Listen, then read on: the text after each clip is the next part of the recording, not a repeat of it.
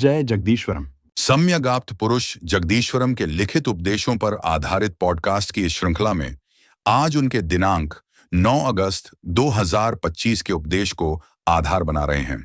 पूज्य गुरुदेव द्वारा यह उपदेश लोक कल्याण के लिए फेसबुक के आर्य मित्र नामक पेज पर सन 2017 से प्रकाशित हो रहे हैं। जैसा कि हमने पहले भी स्पष्ट किया है कि यह पॉडकास्ट गुरुदेव के गूढ़ एवं गहन उपदेशों को समझने की दिशा में केवल एक प्रयास है तथा ऐसे किसी भी प्रयास में गलती होने की संभावना तो रहती ही है। अतः सुधी दर्शक श्रोता गणों से अनुरोध है कि वे इस पॉडकास्ट को सुनते समय अपने विवेक का प्रयोग अवश्य करें तथा किसी भी शंका समाधान के लिए फेसबुक पर जगदीश्वरम के आर्य मित्र नामक पेज पर दिए मूल उपदेश को अवश्य पढ़ें। आर्य मित्र पेज का लिंक डिस्क्रिप्शन में दिया जा रहा है। नमस्कार। आज हम विचारों के एक ऐसे गहरे विषय में उतरने वाले हैं जो हमें सोचने पर मजबूर कर सकता है।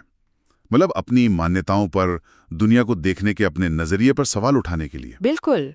हमारे पास सम्यक आप्त पुरुष जगदीश्वरम के 9 अगस्त 2025 के कुछ उपदेशों के अंश हैं।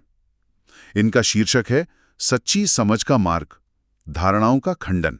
हाँ, बहुत दिलचस्प शीर्षक है। तो आज का इरादा है कि इन विचारों को ठीक से समझें, गहराई से देखें कि कैसे हमारी जो पहले से बनी हुई धारणाएं होती हैं ना, हाँ, जिन्हें हम कई बार सच मान लेते हैं, वो असल में सत्य की खोज में एक रुकावट बन जाती हैं। सही कहा।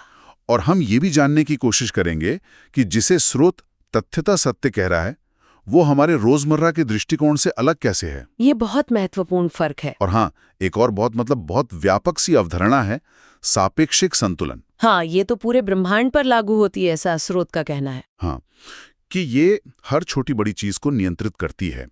तो इस पर भी हम बात करेंगे। चलिए शुरू करते हैं। सबसे पहला सवाल जो ये स्रोत उठाता है वो बहुत ही बुनियादी है कि आखिर ये जो सत्य है, इस पर अधिकार किसका है।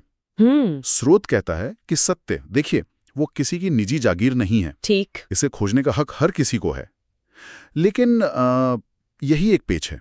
स्रोत कहता है कि हम खुद ही अपनी खोज को रोक देते हैं। खुद ही? कैसे? बस ये मानकर, ये सोचकर कि हाँ, बस यही सत्य है या मुझे मिल गया अंतिम सत्य। अच्छा, मतलब जैसे ये सोचा खोज रुक गई। हाँ, बिल्कुल।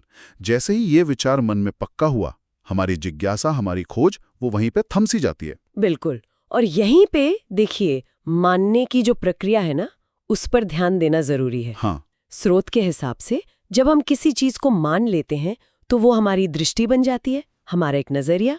ठीक है। मुश्किल तब होती है जब हम अपनी इसी सीमित दृष्टि को ही पूरा सच समझने लगते हैं। हाँ, ये तो होता है अक्सर। हाँ, स्रोत इसे कहता है दृष्टिकोण के सत्य होने का दिग्भ्रम। मतलब ये वहम कि मेरा नजरिया ही पूरी हकीकत है। इसीलिए ये उपदेश हमें सावधान करते हैं कि किसी और का दिया हुआ मत, कोई विचार, उसे बिना खुद जांचे परखे आंख बंद करके अपना लेना, वो ठीक नहीं है। मतलब अपनी समझ उधार नहीं लेनी चाहिए। सटीक, बिल्कुल यही। ये हमें अपनी समझ को उधार लेने से रोकता है। तो इसका मतलब ये हुआ कि दिक्कत नजरिया होने में नहीं है, बल्कि उस नजरिए को ही पूरी सच्चाई मान लेने में है। ये तो वाकई एक अहम फर्क है। हाँ, बिल्कुल, यही बात है। और इसी से जुड़ा है वो महत्वपूर्ण अंतर जो स्रोत तथ्यता सत्य और सिर्फ एक दृष्टिकोण के बीच खींचता है। अच्छा, तथ्यता सत्य और दृष्टिकोण? हाँ, उदाहरण भी दिए हैं। जैसे स्रोत कहता है कि राम नाम सत्य है या ब्रह्म सत्य है। ये कथन सुनने में कितने भी गहरे लगें। हाँ, लगते तो हैं। हाँ, पर स्रोत कहता है कि ये आखिर में एक दृष्टिकोण ही है। ये तथ्यतः दर्शन मात्र नहीं है। तथ्यतः दर्शन मात्र, इसका क्या मतलब हुआ? दर्शन मात्र मतलब तथ्य का सीधा अनुभव, बिना किसी मिलावट के, बिना किसी पहले से बनी राय के। अच्छा, जैसे किसी चीज को सीधे देखना बिना किसी रंगीन चश्मे के। बिल्कुल सही समझा। और ये फर्क इसलिए जरूरी है क्योंकि दृष्टिकोण तो अक्सर बनते हैं हमारे माहौल से, हमारी पढ़ाई लिखाई से, हमारे संस्कारों से। हाँ, वो तो है। वो एक तरह से कह सकते हैं कि बनाए जाते हैं। जबकि तथ्यतः सत्य स्पष्टता, जैसा स्रोत कहता है, वो सीधे अनुभव से आती है, एक तरह की अंदरूनी स्पष्टता से, जिसमें कोई पहले की धारणा नहीं होती। स्रोत का तर्क यही है कि जब हम पहले से ही कोई उम्मीद पाल लेते हैं कि हाँ सच तो ऐसा ही होना चाहिए, हाँ, तो हम तथ्य को उसके असली रूप में देख ही नहीं पाते। वो हमारी उम्मीदें, हमारी मान्यताएं, वो सच्चाई पर एक तरह का पर्दा डाल देती हैं। अच्छा, तो यहाँ बात और भी गहरी हो जाती है जब स्रोत तथ्य की परिभाषा पर आता है। ये परिभाषा तो थोड़ी चौंकाने वाली लगी मुझे। हाँ, क्या कहा है? स्रोत कहता है हमें अपनी सांस का पता चलना, उसका ज्ञात होना तथ्य है, पर खुद सांस तथ्य नहीं है। अच्छा। इसी तरह हमें अपनी संवेदनाओं का एहसास होना तथ्य है, पर खुद संवेदनाएं तथ्य नहीं है। हमारे मन का, चित्त का हमें ज्ञात होना तथ्य है, पर मन या चित्त खुद तथ्य नहीं है।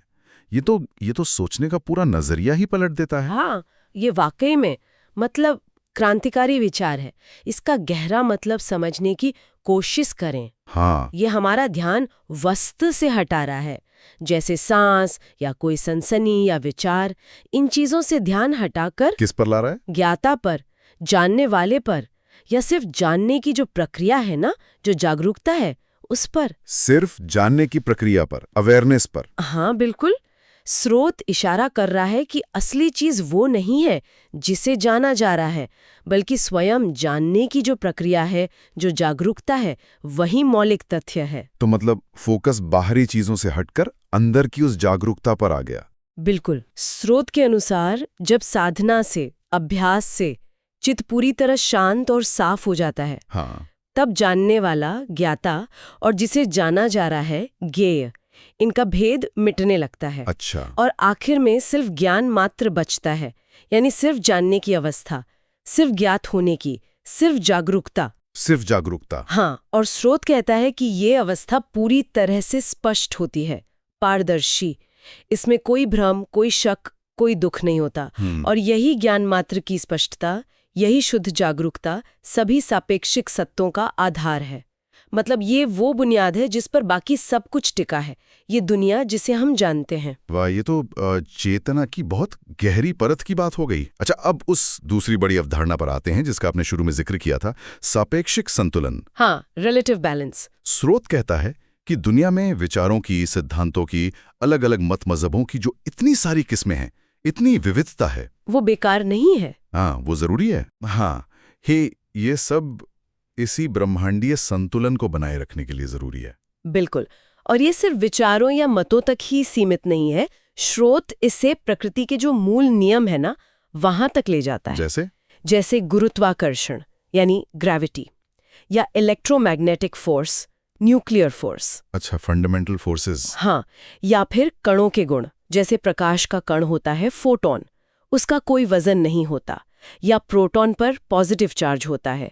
स्रोत का तर्क है कि ये सब गुण, ये बल, ये भी इसी महान सापेक्षिक संतुलन को बनाए रखने के लिए ही ऐसे हैं जैसे वो हैं। मतलब अगर इनमें जरा भी हेर फेर हो जाए, हाँ, तो पूरा सिस्टम बिगड़ सकता है। हाँ, शायद ब्रह्मांड का रूप ही बदल जाए। तो क्या ये एक तरह का कॉस्मिक बैलेंसिंग एक्ट है? जैसे कोई तराजू हो जिसके पल्लों को बराबर रखने के लिए अलग अलग वजन रखने पड़ते हैं। हाँ, कुछ ऐसा समझ सकते हैं आप। इसे और बड़े पैमाने पर देखें तो ये सिद्धांत कहता है कि इस दुनिया में जो कुछ भी हो रहा है, किसी चीज का शुरू होना और खत्म होना, जन्म और मृत्यु, मोक्ष और बंधन, यहाँ तक कि हमारा किसी विचार को मानना या उसका विरोध करना। अच्छा, समर्थन और विरोध भी। हाँ, ये सब कुछ इसी सापेक्षिक संतुलन को बनाए रखने के लिए पहले से ही तय है, जरूरी है। तय है मतलब प्री डिटर्मिन्ड। स्रोत इसे एक सापेक्षिक जाल या सापेक्षिक दबाव जैसा बताता है, जिसके अंदर चीजें लगातार एक छोर से दूसरे छोर की तरफ चलती रहती हैं। संतुलन बनाए रखने के लिए विरोध का होना भी उतना ही जरूरी है जितना समर्थन का। स्रोत तो यहाँ तक कहता है कि इस सापेक्षिक संतुलन के राज को समझ लेना मतलब सब कुछ समझ लेना है। अगर सब कुछ इसी सापेक्षिक संतुलन का हिस्सा है, तो फिर उन अवधारणाओं का क्या जिन्हें हम अक्सर परम मानते हैं, जैसे आत्मा या ईश्वर? बहुत अच्छा सवाल उठाया। स्रोत इस पर भी आता है। वो कहता है कि आत्मा अनात्मा, सोल नो सोल, हाँ, ईश्वर अनीश्वर, गॉड नो गॉड, द्वैत अद्वैत, ड्युअल नॉन ड्युअल, ये जितनी भी दार्शनिक अवधारणाएं हैं ना, ये भी सापेक्षिक हैं। रिलेटिव हैं। कैसे? मतलब वो एक दूसरे के संदर्भ में ही मतलब रखती हैं। अनात्मा की बात तभी उठेगी जब आत्मा की सोच होगी। सही बात है।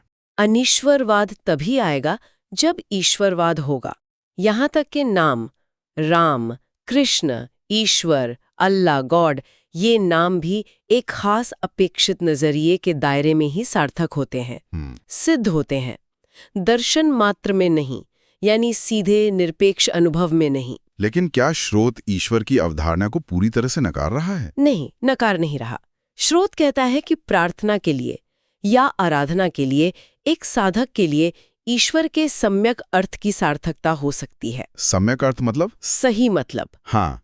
मतलब अगर ईश्वर की अवधारणा किसी व्यक्ति को सही रास्ते पर ले जाती है, उसे नैतिक बल देती है, तो वो उपयोगी है। लेकिन स्रोत इस बात पर जोर देता है कि इसका अनर्थ नहीं होना चाहिए, इसका अपमान नहीं होना चाहिए। अनर्थ या अपमान? हाँ, और यहीं पर स्रोत कुछ कथित ईश्वरवादियों की, खासकर जो पुराणों का हवाला देते हैं, पुराणवादी, उनकी आलोचना करता है। अच्छा। किस तरह की आलोचना? स्रोत का कहना है कि पुराणों में कई जगह प्राकृतिक नियमों के बिल्कुल उलट जाकर झूठी और बहुत बढ़ा चढ़ाकर बातें कही गई हैं। मिथ्या अतिशयोक्ति। हाँ, और उन्हें फिर ईश्वर की लीला बताकर सही ठहराया गया है। स्रोत के नजरिए से ये ईश्वर की अवधारणा का अनर्थ करना है, उसे गलत तरीके से पेश करना है। और यहां एक बहुत महत्वपूर्ण सवाल उठता है, जिस तरफ स्रोत इशारा करता है, कि जब हम प्राकृतिक नियमों से परे जाकर ऐसी बातों पर आंख बंद करके विश्वास करने लगते हैं। हाँ, अंधविश्वास। हाँ, तो क्या सत्य को जानने की हमारी जो स्वाभाविक जिज्ञासा है, हमारी जो तर्क करने की शक्ति है, वो कुंद नहीं हो जाती? क्या ऐसा अंधविश्वास हमें सच की खोज से दूर नहीं ले जाता? ये तो बिल्कुल सीधी चोट है अंधविश्वास पर, और ये बात शायद लोक दृष्टि वाले हिस्से से भी जुड़ती है ना? बिल्कुल जुड़ती है। स्रोत लोक दृष्टि शब्द का इस्तेमाल करता है। लोक दृष्टि मतलब समाज में जो आमतौर पे माना जाने वाला नजरिया है। अच्छा, जो सब मानते हैं। जिसे ज्यादातर लोग बिना सवाल किए यही सच है मानकर चलते हैं। स्रोत कहता है कि ये लोक दृष्टि अक्सर शास्त्रों से प्रभावित होती है, वेद, उपनिषद, गीता, पुराण वगैरह से। और ये स्वाभाविक भी है। आम लोग, जनसाधारण इसी प्रचलित लोक दृष्टि के असर में आ जाते हैं, क्योंकि यही उन्हें बचपन से सिखाया पढ़ाया जाता है। तो क्या स्रोत शास्त्रों को पूरी तरह से खारिज कर रहा है? नहीं, ऐसा नहीं है। यहाँ भी देखिए, संतुलन की बात है। अच्छा। स्रोत ये भी मानता है कि समाज में एक नैतिक व्यवस्था बनाए रखने के लिए, मर्यादा के लिए शास्त्रों का अनुशासन जरूरी है। और मजे की बात यह है कि इस अनुशासन की जरूरत को भी वो सापेक्षिक संतुलन का ही एक हिस्सा मानता है। समाज चलाने के लिए कुछ नियम तो चाहिए ना? हाँ, वो तो है। लेकिन साथ ही स्रोत ये चेतावनी भी देता है कि आज के समय में शास्त्रों के नाम पर अंधविश्वास बहुत ज्यादा बढ़ गया है। हाँ, ये तो दिखता है। इसलिए इस अंधविश्वास के खिलाफ आवाज उठाना, लोगों को सावधान करना, ये भी सापेक्षिक संतुलन की ही मांग है। जैसे बीमारी है तो उसकी दवा भी चाहिए संतुलन बनाने के लिए। तो फिर ये उपदेश असल में है किसके लिए? क्या ये आम लोगों के लिए है या किसी खास तरह के लोगों के लिए? स्रोत यहाँ बिल्कुल साफ कहता है, ये उपदेश मुख्य रूप से सम्यक जिज्ञासुओं के लिए है। सम्यक जिज्ञासु मतलब वो लोग जो सचमुच सत्य की खोज में लगे हैं, जिनमें गहरी जिज्ञासा है, जो बस सुनी सुनाई बातों से संतुष्ट नहीं होते। अच्छा, जो वाकई जानना चाहते हैं। हाँ, जहां तक आम लोगों की बात है, साधारण जनों की, उन्हें स्रोत एक बड़ी सीधी सी सलाह देता है। क्या सलाह? कि वे इन गहरी बातों को जितना समझते हैं, बस उसी समझ के लेवल पर ईमानदारी से रहें। ईमानदारी से रहें? हाँ, मतलब जबरदस्ती कुछ मानने या बनने की कोशिश ना करें।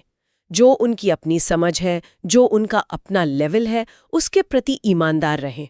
वही उनके लिए सही रास्ता है। ठीक है, तो हमने काफी सारे गहरे विचारों को समझने की कोशिश की। अगर हमें इस पूरी चर्चा का एक सार निकालना हो तो मुख्य बातें क्या होंगी?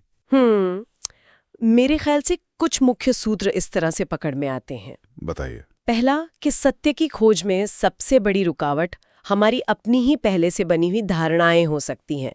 ये सोचना कि मुझे पता है या बस यही सच है, ये हमें आगे बढ़ने से रोक देता है। ठीक। दूसरा, तथ्यतः सत्य का अनुभव, यानी सच्चाई का सीधा एहसास, वो किसी नजरिए को मानने या अपनाने से बिल्कुल अलग चीज है। हाँ, ये महत्वपूर्ण है। तीसरा, तथ्य की एक गहरी परिभाषा दी गई है कि वस्तु या घटना खुद तथ्य नहीं है, बल्कि उसके प्रति हमारी जो जागरूकता है, उसका जो ज्ञात होना है, वो असली तथ्य है, और साधना का लक्ष्य इसी ज्ञान मात्र की अवस्था तक पहुंचना है। चौथा, कि सब कुछ एक बहुत बड़े सापेक्षिक संतुलन के नियम के तहत चल रहा है। विचारों की भिन्नता, प्रकृति के नियम, यहाँ तक कि हमारे विश्वास, ईश्वर की अवधारणाएं, सब इसी संतुलन का हिस्सा है। ठीक है। और पांचवां, और शायद सबसे जरूरी, कि हमें अंधविश्वास से बचना है, अपनी स्वाभाविक जिज्ञासा को जिंदा रखना है, सवाल पूछने की हिम्मत रखनी है। बहुत खूब।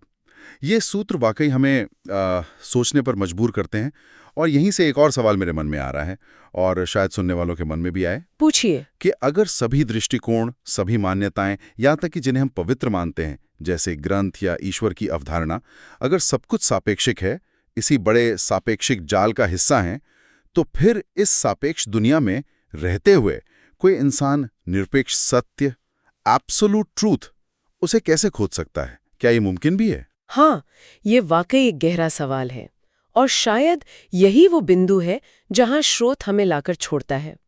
वो रास्ता तो दिखाता है, धारणाओं से मुक्त होना, ज्ञात होने पर ध्यान देना, सापेक्षिक संतुलन को समझना, लेकिन निरपेक्ष तक पहुंचने का जो सफर है, वो तो हर जिज्ञासु का अपना है। और स्रोत ने जो कहा कि साधारण लोगों को अपनी समझ के तल पर ईमानदारी से रहना चाहिए, इसका असल में मतलब क्या हो सकता है व्यवहार में? हाँ, ये भी सोचने वाली बात है। क्या इसका मतलब है कि अगर कोई किसी पारंपरिक मान्यता में विश्वास रखता है, तो उसे उसी में निष्ठा रखनी चाहिए जब तक कि उसे खुद उससे कुछ अलग अनुभव ना हो, या इसका मतलब कुछ और है? ये कुछ ऐसे सवाल हैं जिन पर वाकई मनन किया जा सकता है। बिल्कुल। तो आज हमने सम्यक आप्तपुरुष जगदीश्वरम के विचारों के जरिए सत्य, धारणा और सापेक्षिकता की कुछ परतों को खोलने की कोशिश की। उम्मीद है ये चर्चा हम सब के अंदर कुछ नए सवालों को जन्म देगी। उम्मीद तो यही है। भवतु सर्वमंगलम।